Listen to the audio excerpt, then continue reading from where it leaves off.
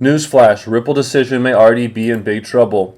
The district judge today allowed the SEC to go forward with its case against Terraform Labs founder Do Kwon.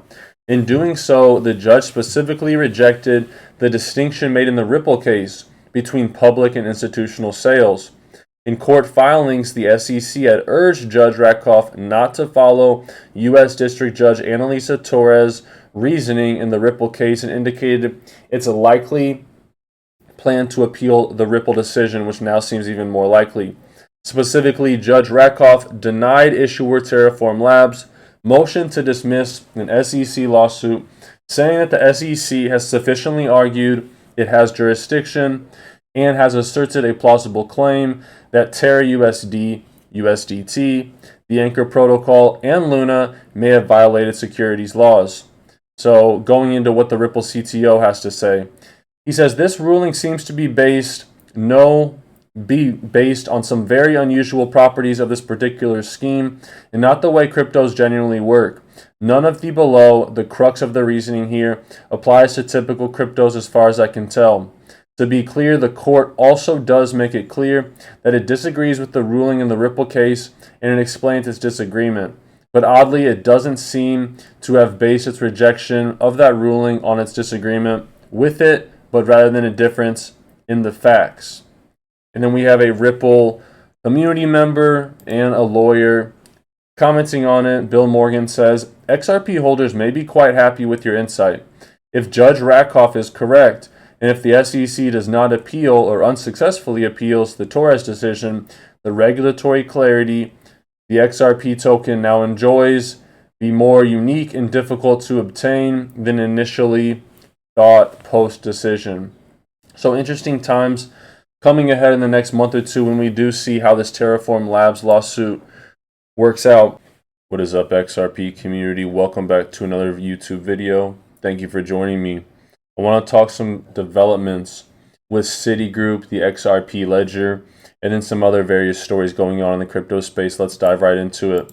So the Bitcoin halving, a supply shock on the Bitcoin market supply, and basically something that started bull runs in the past. A really reputable guy on Twitter that I like to follow, his name's Rhythmic Analyst, ex-software engineer, really good trader. He says, fun fact, the Bitcoin halving actually starts halfway through each bull phase. A lot of people have been wondering, will this next bull run for Bitcoin be less than the previous ones? And that is correct. If you look at every Bitcoin bull market, every time it goes up on these bull cycles, the gains decrease. Why? As an asset gets more and more valuable, as the market cap gets higher and higher, it takes more economic energy for that asset to continue those gains. That's why we like something like XRP, something that has yet to hit its all-time highs. If we look at this zoomed out picture here, and if you guys do use Twitter, give me a follow on Twitter. It's linked in the video description below, DrippyXRP. If we look at the zoomed out picture of the XRP price chart, it really gives you a little bit of peace and tranquility and goes to show the bullish upside for this asset. You see that XRP hasn't hit all-time highs since the last bull run back in 2018, and there's a lot of upside still on the price chart. Sorry, I'm being interrupted by my father while I'm trying to record this video and do some work. And another story, guys, here, and some more side notes. Sorry, I'm trying to refocus here. FTX is actually coming back. What a joke of the crypto space. Yes, the exchange that rug pulled billions of dollars is actually coming back. Where was the lawsuit against FTX? And something non-crypto related, but related to technology. This is not confirmed yet, but potentially one of the largest physics breakthroughs of our lifetime. It has to go with this thing called LK99. These researchers in South Korea have claimed to create a new material called LK99, a lead-based compound, a room temperature, ambient pressure superconductor. Now, I'm no expert on science, but if this is something that you guys are interested in, check it out. It's allegedly a massive, massive innovation. And just a warning, guys, for what kind of influencers you do follow in this space. There were rumors that Elon Musk holds tens of millions of dollars of XRP. Just a reminder that people will tweet anything. They will clickbait you, whatever gets engagement, whatever gets views. Elon Musk does not have a doxed wallet that's holding millions of dollars of XRP. He has billions of dollars, so maybe he just holds some to diversify. But there's no real confirmations. If you see these headlines, just a reminder, always just vet, double check who you're following. If you guys need a spot to get XRP or Flare, I recommend Uphold. It's sleek, it's simple, it's secure. It's where I dollar cost average to buy my XRP and Flare daily. A link to Uphold in the video description below. And guys, when there's greed in the streets and when there is fear, that is when people need to be making moves. The past bear and bull cycles have shown this to be true. And we saw this just a few days ago. BlackRock joined hands with JIO Financial Services to launch Digital First Asset Manager. They call BlackRock the fourth branch of the U.S. government for a reason. They have $10 trillion in asset under management. And when big players like this, when the smart money does stuff that makes you look at cryptocurrency through a bullish lens, that's when you should really be listening. And the XRP lawsuit is being appealed. Let me talk about that. Sorry, pardon me, I had a little cough there. Right when the XRP lawsuit is being appealed, we have 1 billion XRP being released from the escrow as nuances of the Ripple court ruling emerge. All right, let's see what the Ripple CTO has to say about this. And I want you guys to take a listen to this clip from CoinDesk. They said Ripple's long legal saga with the SEC had almost no impact on its conversations with central banks. Palau is, as you mentioned, is in the Pacific. It's relatively small population dispersed across many islands. We started talking to Palau probably a couple of years ago. We were talking with the president about his sort of strategy for the economy, both domestically and internationally, and then this concept of a national currency came up. So, to give you a bit of context, Palau is a independent republic. It uses the US dollar as its official currency.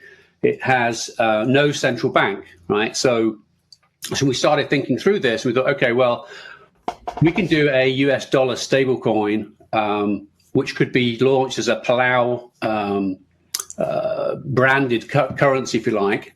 So these thoughts, matured over the following sort of 12 months or so, and then here we are, right? We're so happy to have got this project live with real transactions.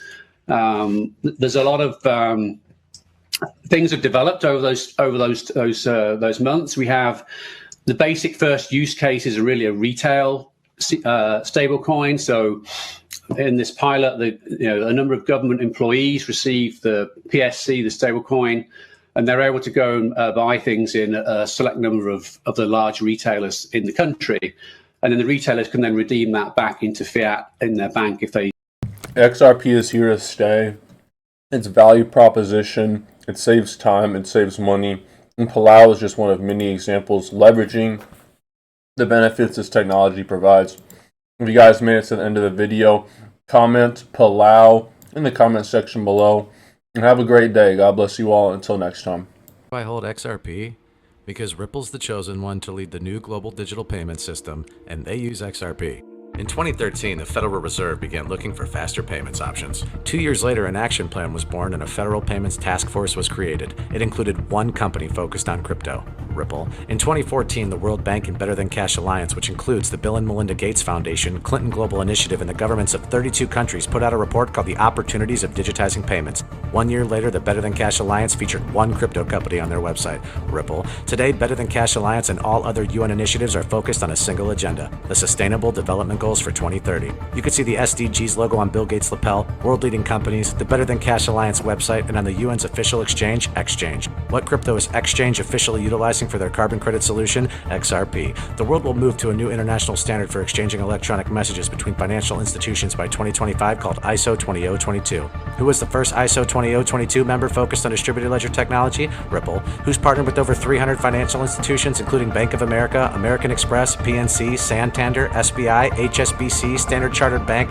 Bank of England, India, Singapore, Scotland, Australia, and Indonesia, the largest banks in Japan, Canada, Egypt, the Middle East, East, United Arab Emirates, Thailand, Morocco, Bhutan, South Korea, Brazil, and Latin America? Ripple, who is a former employee overseeing the Federal Reserve? Ripple, a former employee overseeing the world's largest asset manager, BlackRock's digital asset division? Ripple, leading Australia's CBDC effort? Ripple, who hired a former Treasury of the United States? Ripple, 2 former Federal Reserve attorneys to their board? Ripple, 2 former Clinton and Obama advisors, former Minister of Defense and Economics of Germany, former business director at Swift, former Swift board member, former CFO of PayPal, former head of the DTCC, former chief business officer at Uber, former VP of Amazon, and former SEC chair on their legal team? Ripple, who's a member of the Digital Pound Foundation, Digital Dollar Project, Digital Euro Association, Mojaloop, IMF's high-level advisory board on fintech, Hyperledger Blockchain Consortium, Open Payments Coalition, Faster Payments Council, Global Payments Steering Group, Cross-Border Working Group, International Association for Trusted Blockchain Applications, Crypto Climate Accord, University Blockchain Initiative, World Wide Web Consortium, and a featured partner of the World Economic Forum with 3 members of their team directly listed on the WF website? Ripple. Now, does Ripple and XRP sound like they're going to disappear, or do they sound like they're